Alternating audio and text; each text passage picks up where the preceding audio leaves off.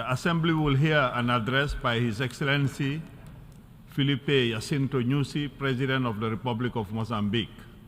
I request protocol to escort His Excellency.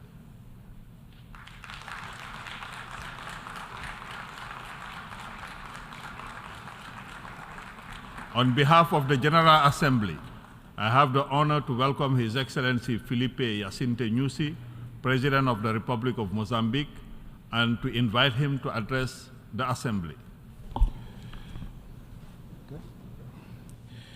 Senhor Denis Francis, Presidente da Sessão da Assembleia Geral da Organização das Nações Unidas, Senhor Engenheiro António Guterres, Secretário-Geral das Nações Unidas, Senhores Chefes de Estado e de Governo, ilustres representantes dos Estados-membros, prezados dirigentes das organizações do Sistema das Nações Unidas, distintos convidados, excelências.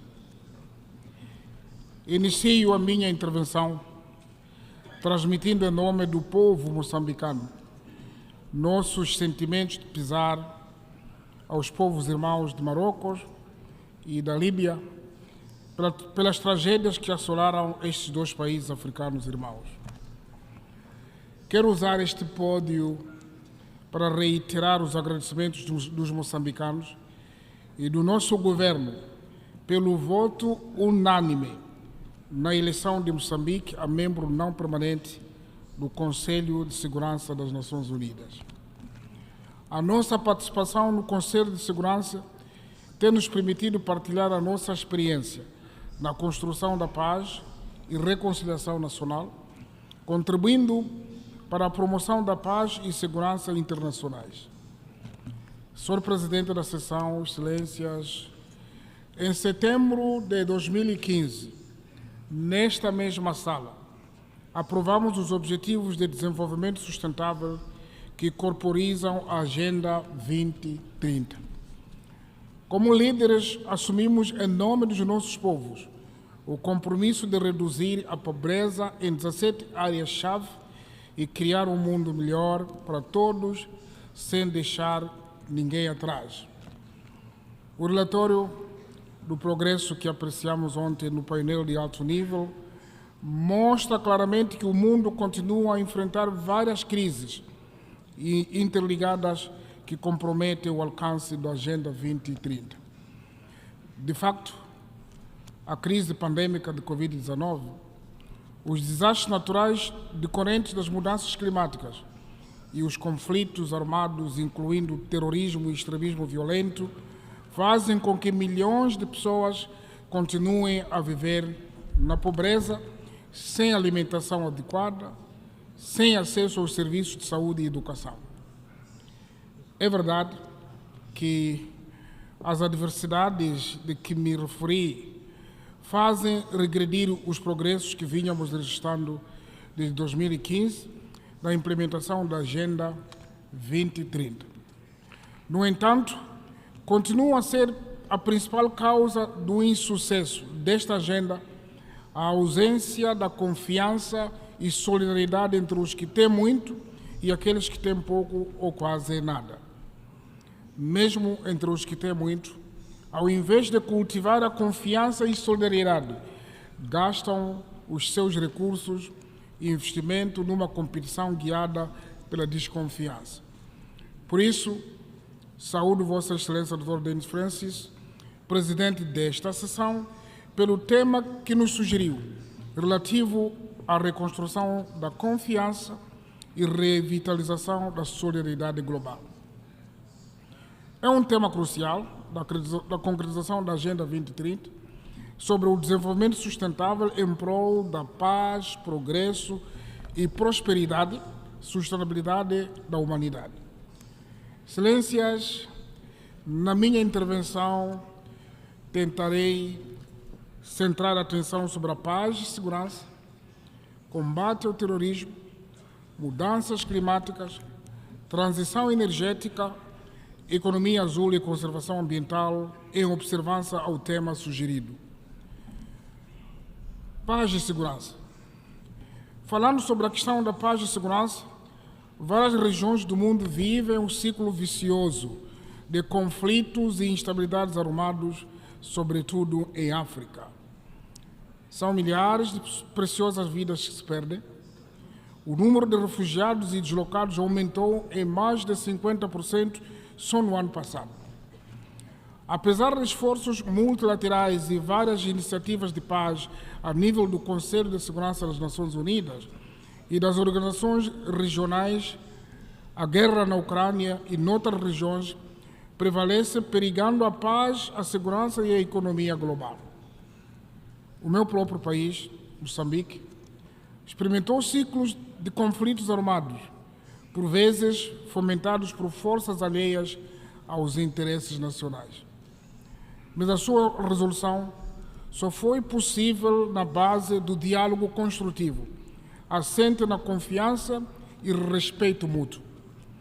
Foi assim que, em 2019, aprovamos a nova Lei de Descentralização Provincial. Agora em curso, e em agosto de 2019, assinamos o Acordo de Paz e Reconciliação, também designado por Acordo de Maputo. Em junho deste ano, encerramos a última base da Renamo, partido que permanecia armado, marcando a conclusão da fase de desarmamento e desmobilização. A fase crucial agora é a reintegração dos ex-guerrilheiros na sociedade, incluindo o pagamento das suas pensões, embora não previstas por lei.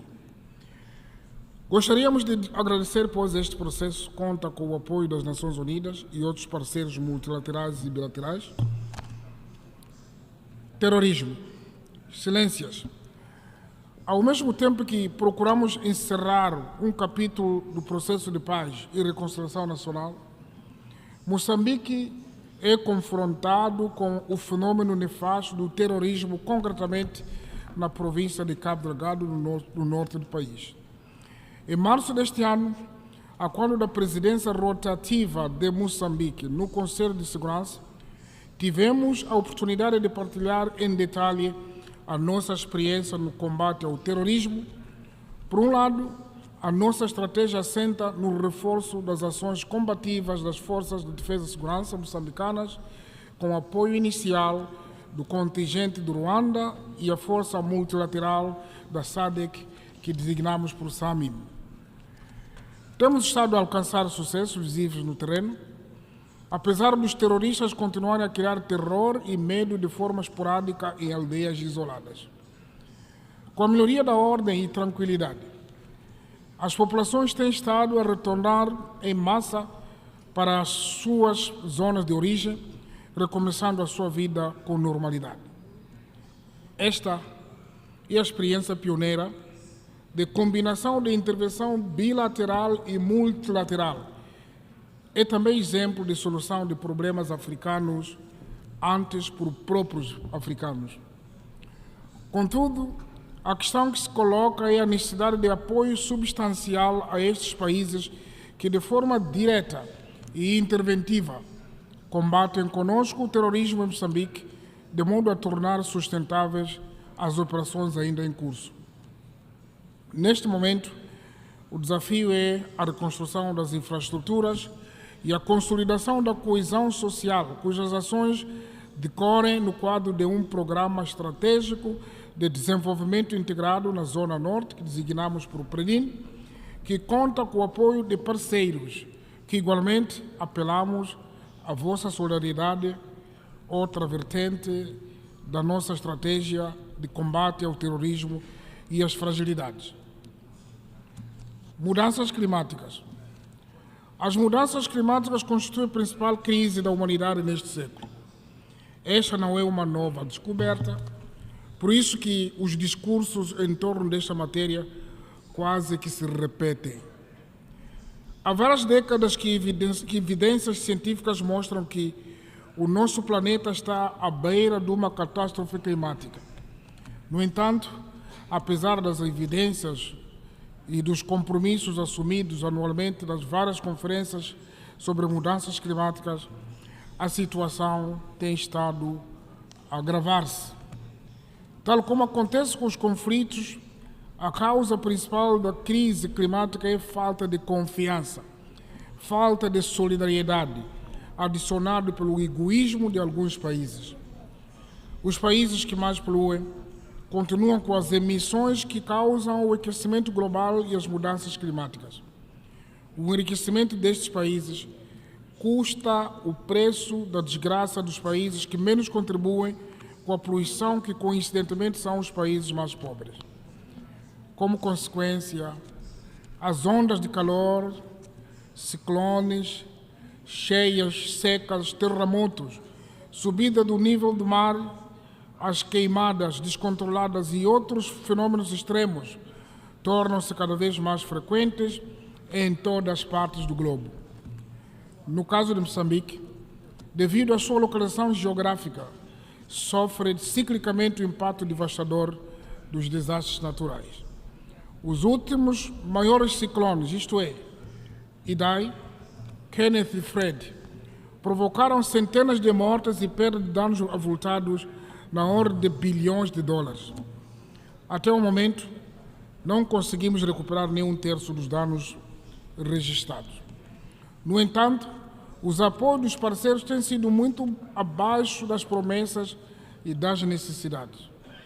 Em muitos casos, quando estes apoios surgem, os parceiros preferem gerir os fundos fora dos mecanismos acordados com o governo, ocasionando a sobreposição em zonas ou em programas de pouco impacto para as comunidades.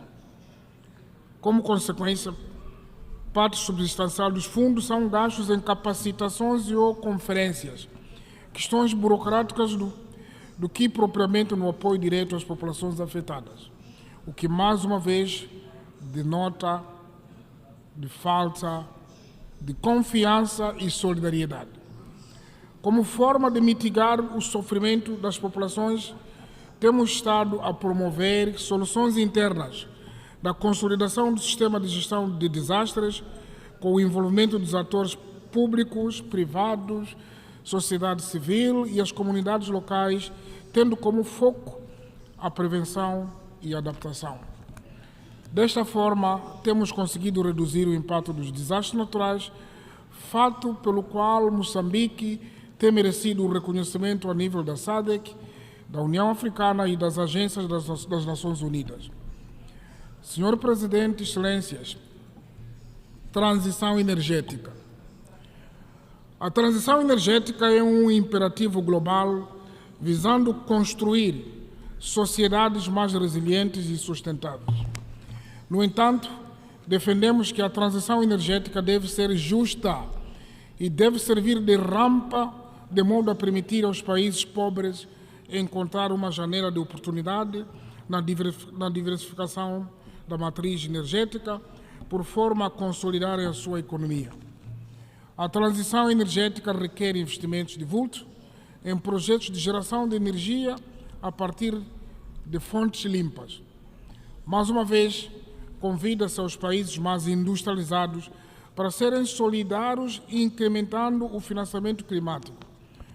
Moçambique é uma referência regional pela diversidade da sua matriz energética, que inclui barragens hidroelétricas, com destaque para Cahora Bassa, centrais solares e eólicas, estando em curso o projeto de construção da barragem de Mpanda Ancua. No ano transato, Moçambique juntou-se ao grupo de países produtores e exportadores do gás natural liquefeito, um passo importante na aceleração da transição energética. Atualmente, o setor energético é dominado pela energia hídrica, com capacidade de 2.172 megawatts solar, com 95 megawatts e gás, 441 megawatts e a diesel, 120 megawatts, com potencial de entrada em operação da central térmica de Temane no último trimestre do próximo ano, com capacidade de 450 megawatts e com um ciclo de maturação mais prolongado, a nova hidroelétrica de Mpanda Ancua, com capacidade de 1.500 megawatts em 2030. De igual modo, Moçambique aposta no desenvolvimento da economia azul, para optimizar os recursos da extensa zona econômica exclusiva ao longo da costa, com 2.700 quilômetros. Conservação do ambiente. Somos igualmente um país com uma legislação ambiental robusta que incorpora as principais convenções internacionais, incluindo o Acordo de Paris, a Convenção sobre a Proteção de Espécies em Riscos de Extinção, CITES, entre outras.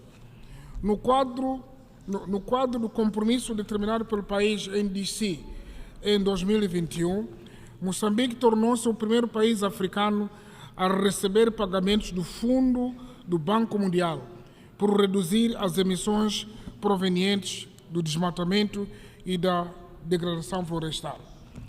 No ano passado, lançamos a iniciativa regional sobre manejo sustentável da floresta do Miombo, que culminou com a adoção da Declaração de Maputo, endossada por 11 países da SADC. A floresta do Miombo é o maior ecossistema de florestas tropicais do mundo, dominado por 3 espécies e que se estende por mais de 2.574 quilômetros de comprimento ao longo da grande bacia do Zambeze, abarcando 8 países da África Austral. Nesta iniciativa, que visa projetar a natureza, contamos com o apoio dos parceiros multilaterais e bilaterais na conservação da floresta do Miombo, que muito pode contribuir no sequestro do carbono no planeta. Excelências, os desafios que a humanidade enfrenta na atualidade são gigantescos, porém, as soluções estão ao nosso alcance. Nós, os líderes aqui presentes, temos a responsabilidade histórica de salvar o planeta a bem das gerações vindouras. As áreas prioritárias que requerem uma ação urgente estão claramente identificadas com a matriz de soluções já definidas, das quais destacamos 3. Primeiro, precisamos de renovar a nossa vontade política e redobrar esforços para acelerarmos a concretização das metas da Agenda 2030. Não precisamos de produzir discursos analíticos. O que é importante é cada um agir com força e recursos que se dispõem. Segundo, temos que intensificar políticas integradas, com ações concretas de erradicação da pobreza, redução das desigualdades e a preservação da natureza, empoderando as mulheres, os jovens e outros grupos vulneráveis.